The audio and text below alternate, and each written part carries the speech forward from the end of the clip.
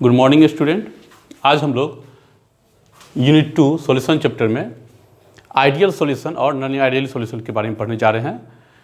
What is ideal solution, जिसे हिंदी में बोलेंगे क्या, आदर्श विलयन। आदर्श विलयन किसे कहते हैं, ठीक है। तो चलिए हेडिंग लिखते हैं ideal solution.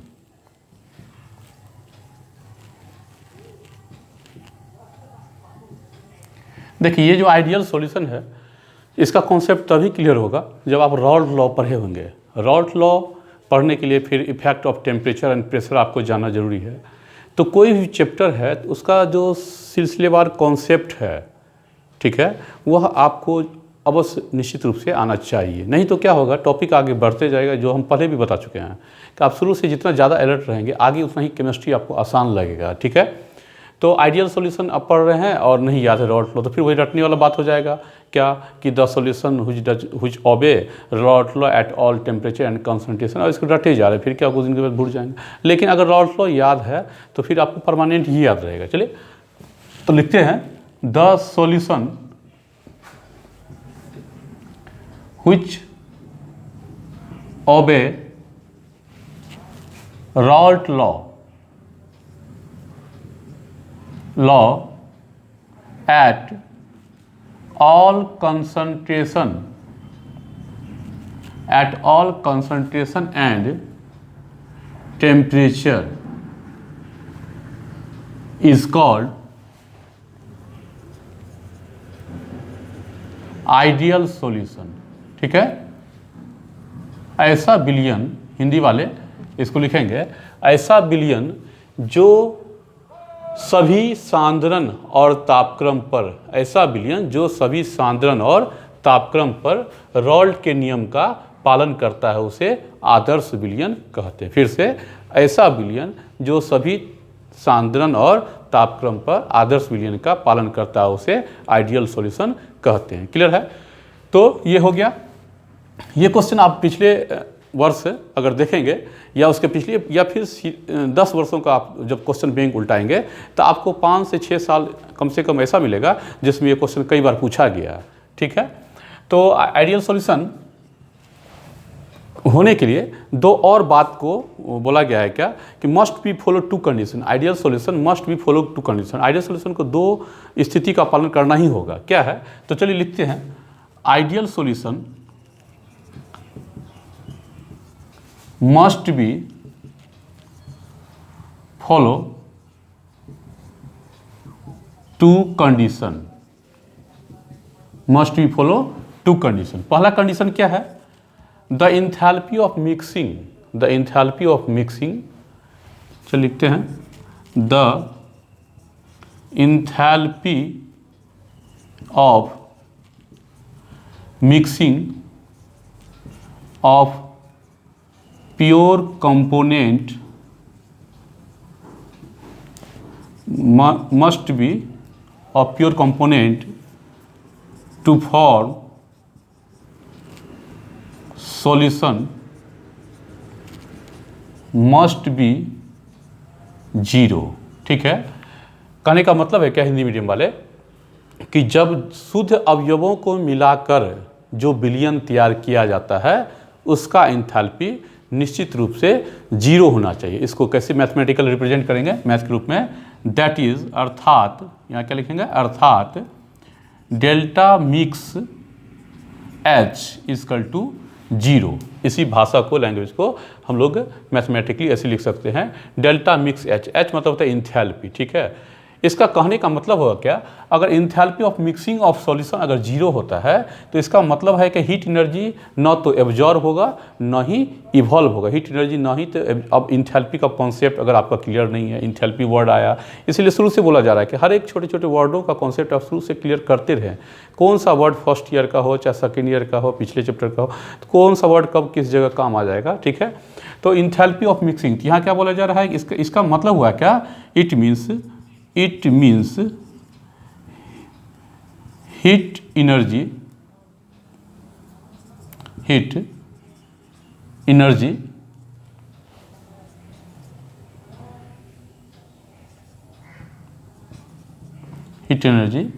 neither absorb nor evolve. इसका मतलब है क्या, ऊर्जा का न तो अवशोषण होता है और न ही उत्सर्जन होता है। इवॉल्व मतलब उत्सर्जन, निकलना। कहने का मतलब है क्या, अगर डेल्टा एच मिक्सिंग अगर 0 होगा तो इसका मतलब क्या है कि ऊर्जा का न तो अवशोषण होता है और न ही उत्सर्जन होता है। कैसे, फिगर से थोड़ा समझते हैं। जैसे कि प्योर कंपोनेंट का मिक्सिंग, मान लेते हैं कि दो कंटेनर है, इसमें ए अवयव है भरा हुआ, ठीक है, और इसमें क्या है, बी अवयव है, ठीक है, बी अवयव रखा गया इसमें। जब दोनों ही कंपोनेंट को मिक्स किया गया तो इसका अपना एंथैल्पी होगा। मान लेते हैं कि इसका एंथैल्पी क्या है, H1, इसका एंथैल्पी क्या है, H2 है, या फिर HA और HB, ए बी माने कंपोनेंट को, और जब इसको मिक्स किया गया HB, ठीक है, यहाँ क्या है HA, जब इसको मिक्स किया गया तब कहता है कि यह जो सॉल्यूशन बना ए बी टाइप सॉल्यूशन बना, यह ए बी टाइप जो सॉल्यूशन बना, तो इसका एंथैल्पी क्या होना चाहिए, HA और HB के बराबर होना चाहिए, ना ही HA और HB से ज़्यादा। इस दोनों का जो शुरू में अगर मिलाने से पहले क्या होगा एंथैल्पी दोनों का, HA प्लस HB, और मिलाने के बाद भी करा जो सॉल्यूशन बना तब भी क्या कहा जा रहा है कि HA प्लस HB ही होना चाहिए। कहने का मतलब है कि डेल्टा H मिक्सिंग कब होगा 0, जब डेल्टा H, तो डेल्टा का मतलब होता है चेंज का मतलब होता है क्या, परिवर्तन, मतलब क्या, इनिशियल माइनस फाइनल। जब भी कहीं पर मैथमेटिकली चेंज आएगा, डेल्टा आएगा, तो ये हमेशा ध्यान रखना है क्या, अंतिम स्थिति में से शुरू की स्थिति को घटाती है, मतलब क्या, फाइनल में से इनिशियल के मान को घटाती है। तो फाइनल मान क्या है, HA plus HB after mixing है यह, माइनस, ठीक है, H फाइनल यहाँ लिखा जा सकता था क्या कि H final minus H initial. चलिए इसको ऐसे भी लिख देते हैं, थोड़ा सा और बढ़ा दिया जाए, H final minus H initial.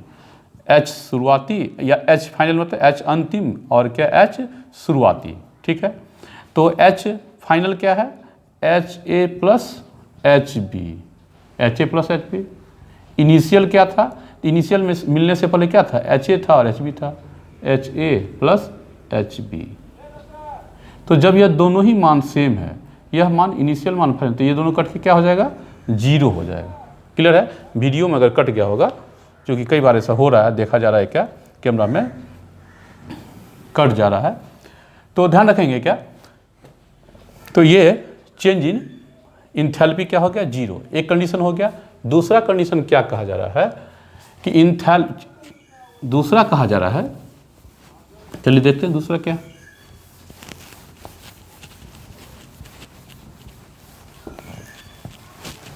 The volume, दूसरा है क्या, the volume of component to form, चलिए लिखते हैं पहले। दूसरा है, दूसरा कंडीशन क्या है, the volume mixing of pure component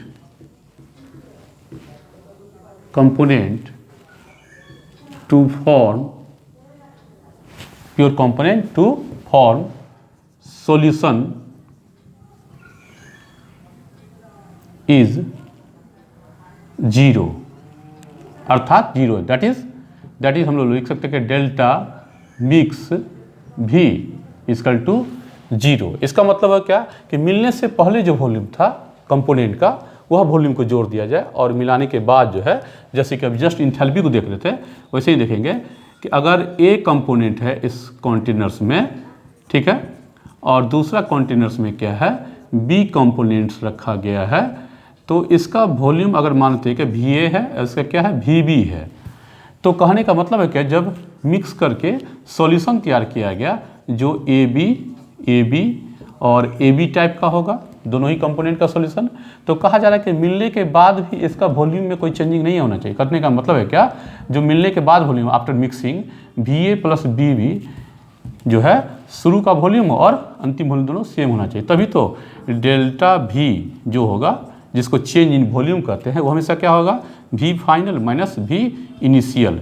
तो V फाइनल, V अंतिम में से V शुरुआती को मान घटाएंगे, तो अंतिम मान क्या है, VA प्लस VB, और इस मान में से क्या घटाना है, यहाँ माइनस है, तो वी ए प्लस घुलने से पहले क्या है V A plus V B, तो V A plus V B, यह दोनों ही मान सेम होगा, तो यह क्या हो जाएगा 0, that is delta V equal to G. उसको लिखा गया, उसी को यहाँ लिखा गया क्या कि that is delta V mixing equal to 0। लेकिन यह तभी संभव होगा,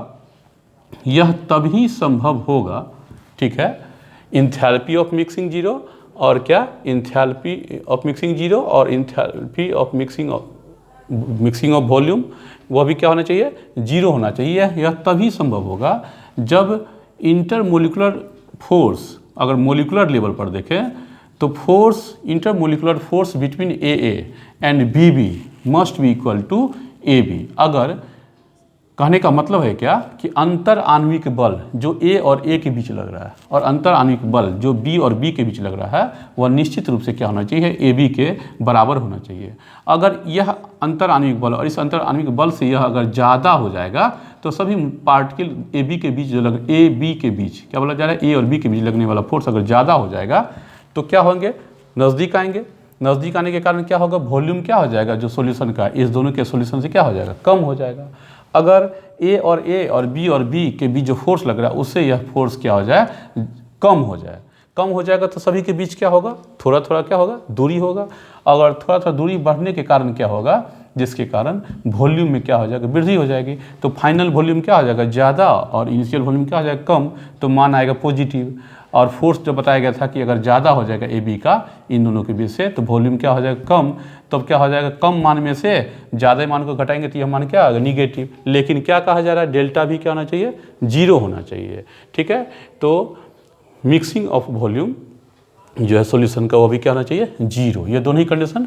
तो हम लोग कह सकते हैं क्या इट मीन्स क्या volume after mixing neither increases nor decreases,